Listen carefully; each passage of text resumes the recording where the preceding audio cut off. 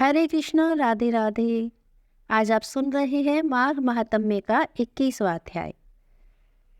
20वें अध्याय में आपने सुना था कि किस प्रकार चित्र नाम का एक राजा कुछ पाखंडियों के बहकावे में आकर विष्णुद्रोही बन बैठा और जीवन पर्यंत भगवान विष्णु का विद्रोह करने के कारण मृत्यु के बाद उसने 21 युगों तक कई प्रकार के नरक की भयंकर यातनाओं को भोगा और उसके बाद भी वह पिशाच योनि को प्राप्त हुआ।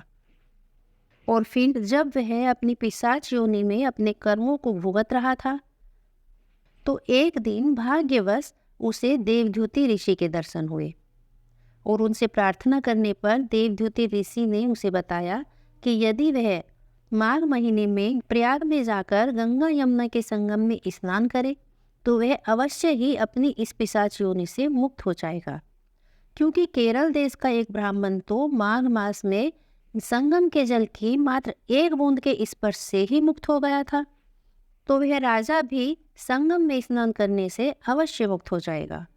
इसलिए उसे प्रयाग में जाकर संगम में स्नान करना चाहिए। देवद्युति ऋषि के मुख से उस ब्राह्मण की यह वार्ता सुनकर वह पिशाच कहने लगा कि हे ऋषि, केरल देश का वह ब्राह्मण किस प्रकार मुक्त हुआ था, कृपा करके पूरी कथा मुझे सुनाइए। तो देवद्युति कहने लगे, सुनो, मैं तुम्हें पूरी कथा सुनाता हूँ। केरल देश में वासु नाम का एक ब्राह्मण था। वह वेदों में पारंगत था। उसके भाई बंधुओं ने उससे उसकी भूमि और उसका सब धन छीन लिया, जिससे वह निर्धन और दुखी रहने लगा और अपनी जन्मभूमि को त्याग कर देश विदेश में घूमने लगा और अंत में किसी भयंकर बीमारी से ग्रसित होकर वह मृत्यु को प्राप्त हो गया। लेकिन उसका कोई भाई बंधु, कोई परिवार न होने के कारण मृत्यु के बाद की उसकी कोई ओधर वैदिक क्रिया नहीं हुई और ना ही उसका दाह संस्कार हुआ। इस प्रकार क्रिया के लोप होने के कारण वह निर्जन वन में प्रेत होकर चिरकाल तक घूमता रहा। शीत, ताप, भूख, प्यास से दुखी होकर हाहाकार करता हुआ वह नंगे शरीर ही रोता फिरता था, परंतु उसको कहीं भी अपनी सद्गति का कोई मार्ग दिखाई नहीं देता। उसने अपने जीवन काल में कभी कोई दान नहीं किया था। अपने जीवन काल में कभी कोई दान न देने से वह अपने कर्म फल को भोग रहा था।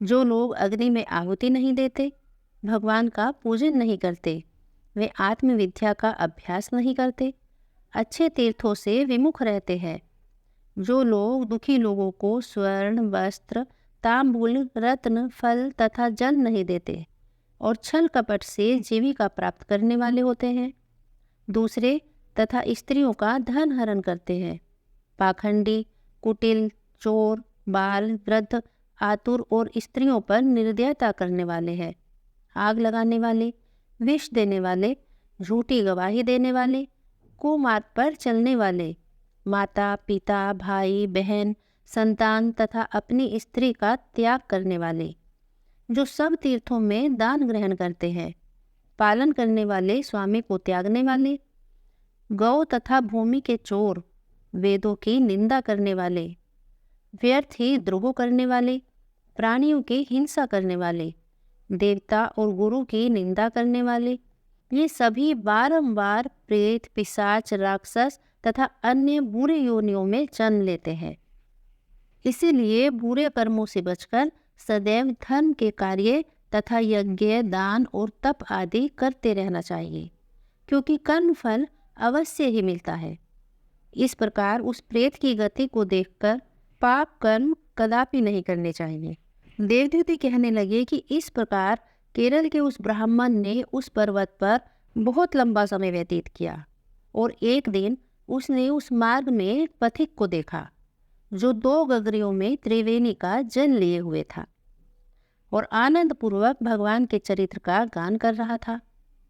उस प्रेत ने उसका मार्ग रोककर उससे कहा कि तुम मुझसे डरो मत, बस इस गगरी का थोड़ा जल मुझे पिला दो, नहीं तो मैं तुम्हारे प्राण ले लूँगा। देवद्युति कहने लगा कि दुखी, दुर्बल, नंगे, मुरझाए हुए तुम कौन हो? पैरों से पृथ्वी को स्पर्श बिना किए ही चल रहे हो? तो उसके ये वचन सुनकर वह प्रेत कहने लगा कि मेरे ऐसा होने का कारण सुनो। मैंने कभी ब्राह्मणों को दान नहीं दिया। अत्यंत लोभी, क्रियाहीन, दूसरे के अन्न से पलने वाला था। मैंने कभी किसी को भिक्षा नहीं दी, न दूसरे के दुख से दुखी हुआ। प्यासे प्राणियों को भी मैंने कभी जल नहीं पिलाया। मैंने कभी छाता, जूता दान नहीं किया, न किसी को जल का पात्र, पान या औषधि किसी को दी। न मैंने अपने घर में कभी किसी अतिथि को ठहराकर उसका सत्कार किया। अंधे, वृद्ध, अनाथ और दीनों को भी मैंने कभी अन्न से संतुष्ट नहीं किया और न ही किसी रोगी को मुक्त किया। न कभी ब्राह्मणों को दान दिया, न कभी अग्नि में हवन किया। वैशाख आदि मास में किसी को ठंडा जल नहीं पिलाया। न ही मैंने बड़ या पीपल का कोई वृक्ष लगाया, न किसी प्राणी को बंधन से छुड़ाया। कभी कोई व्रत करके अपने शरीर को नहीं सुखाया। इस कारण मेरा पूर्व जन्म सब बुरे कार्यों में ही व्यतीत हुआ और मेरे पूर्व जन्म के कर्मों से ही मेरी ये गति हुई है। अब इस गति में मैं इस वन में व्याघ्र और भेड़ियों से बचा हुआ मांस तथा जंतुओं के खाने से गिरे हुए फल, वृक्षों पर लगे हुए सुंदर फल और झरने का सुंदर जल सब कुछ मिलता है, परंतु देव इच्छा के कारण मैं कुछ नहीं खा सकता। सर्प की भांति केवल पवन भक्षण करके ही अपना जीवन व्यतीत कर रहा हूँ। बल, बुद्धि, मंत्र और पुरुषार्थ से लाभ, हानि, सुख, दुख, विवाह, मृत्यु, जीवन, भोग, रोग तथा वियोग में केवल भाग्य ही कारण होता है। कुरूप, मूर्ख, कुकर्मी, निंदित तथा प्राकर्म से हीन मनुष्य भी भाग्य से राज्य भोगते हैं। काने, लूले, लंगड़े, नीतिहीन, निर्गुण और नपुंसक मनुष्य भी अपने भाग्य से राज्य प्राप्त करते हैं। पर्वत पर बलवान राक्षस पिशाच रहते हैं, जिनमें से कभी कभी कोई कोई कहीं कहीं वन में फिरते हुए अपने कर्म के अनुसार अन्न और जल प्राप्त करते हैं, परंतु आपको उनसे भय नहीं होना चाहिए, क्योंकि धर्मात्मा पुरुषों की तो उनकी पवित्रता ही रक्षा करती है। ग्रह, नक्षत्र और देवता सदैव धर्मात्माओं की रक्षा करते हैं। कोई भी पिशाच आप जैसे भक्त की तरफ आंख उठाकर भी नहीं देख सकता। जो भगवान नारायण की भक्ति से पवित्र रहता है, उसको प्रेत, पिशाच, पूतना कोई बाधा नहीं दे सकते। भूत, बेताल, पिशाच, गंधर्व, काकिन, शाकिनी, ग्रह रेवती, यज्ञ मात्र ग्रह, भयंकर ग्रह, कृत्या, सर्प, कुष्मांड तथा दूसरे दुष्ट जंतु पवित्र वैष्णव की तरफ देख भी नहीं सकते। जिसकी जीवा पर गोविंद का नाम, हृदय में वेद और श्रुति विद्यमान है, जो पवित्र और दानी है, उनको कभी कोई भय हो ही नहीं सकता। हे ब्राह्मण, इस प्रकार अपने कर्मों का फल भोगता हुआ मैं यहाँ रहता हूँ और यही सोचकर मैं शोक नहीं करता कि ये मेरे ही कर्मों का फल है।